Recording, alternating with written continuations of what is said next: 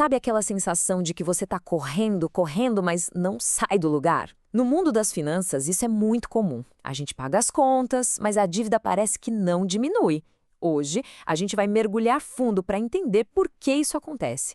E um spoiler: a resposta não está na sua calculadora, mas sim na sua cabeça. Pois é, essa imagem de um ciclo sem fim é o nosso ponto de partida. É a frustração de ver o dinheiro entrar na conta e ser sugado por um ralo de dívidas que nunca seca. E se isso soa familiar para você, saiba que essa é a realidade de milhões de pessoas. Olha só este número: 74,6 milhões. Essa era a quantidade de brasileiros endividados no comecinho de 2024, de acordo com a Serasa. É tanta gente que o problema deixa de ser só pessoal e vira quase uma questão de saúde pública financeira.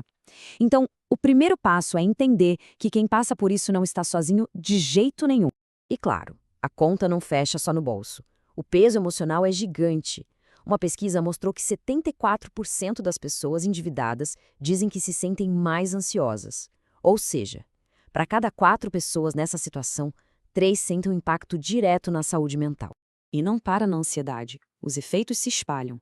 82% admitem que a dívida afeta a saúde, seja física ou mental. E isso se traduz em noites mal dormidas, um sentimento de angústia ou vergonha, e até a produtividade no trabalho que vai lá para baixo. A dívida acaba invadindo todas as áreas da nossa vida. Bom, diante desse cenário todo, a gente chega num ponto crucial.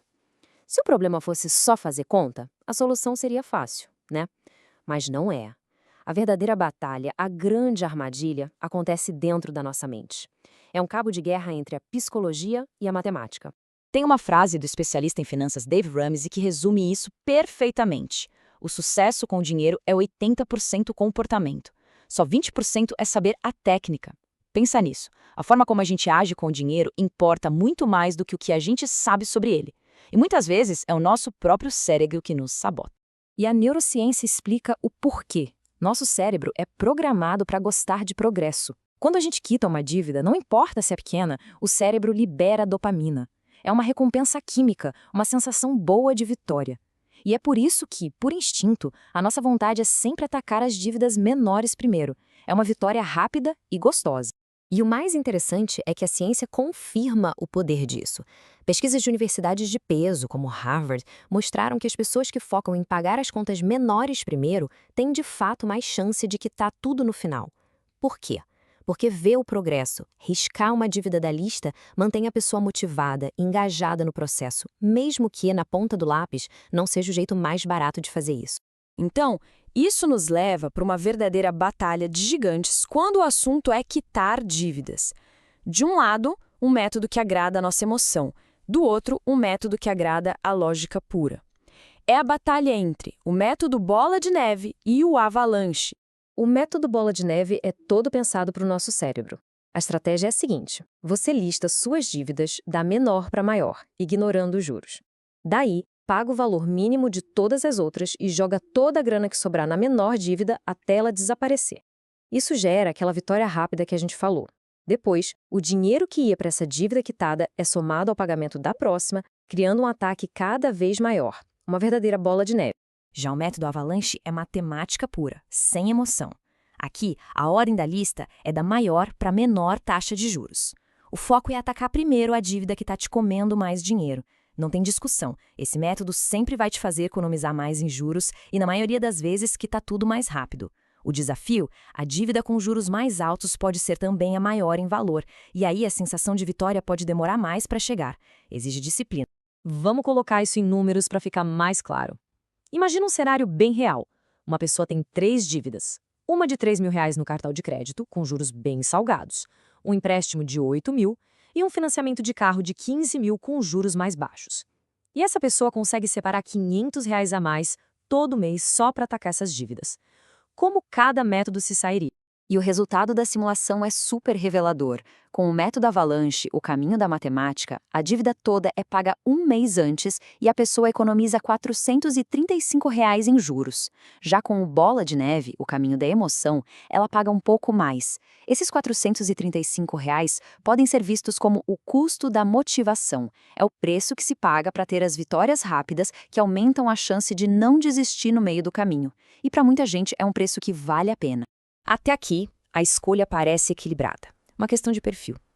Mas agora, a gente precisa trazer essa conversa para a realidade brasileira. Porque os juros que temos aqui, bem, eles mudam as regras do jogo completamente. Mais de 300% ao ano. É isso que os juros do rotativo do cartão de crédito podem chegar a custar no Brasil. Com uma taxa dessas, ignorar a matemática e focar só na emoção pode se transformar num verdadeiro desastre financeiro. Quando a gente olha para essas taxas, fica óbvio.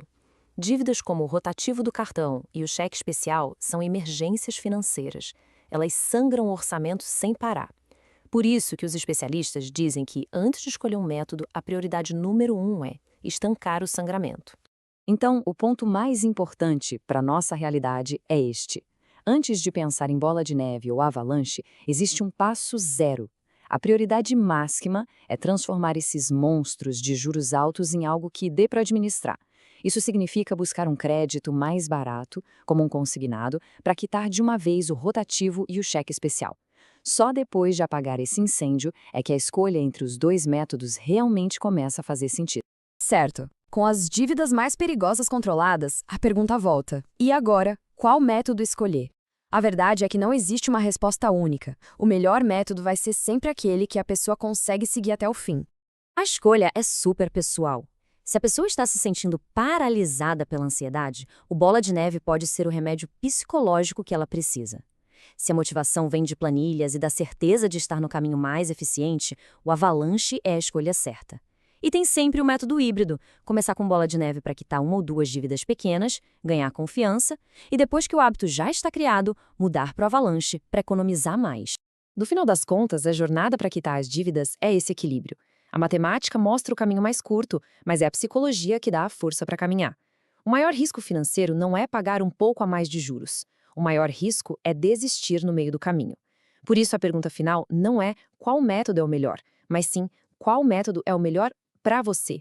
Se conhecer é, no fim, a ferramenta financeira mais poderosa de todas.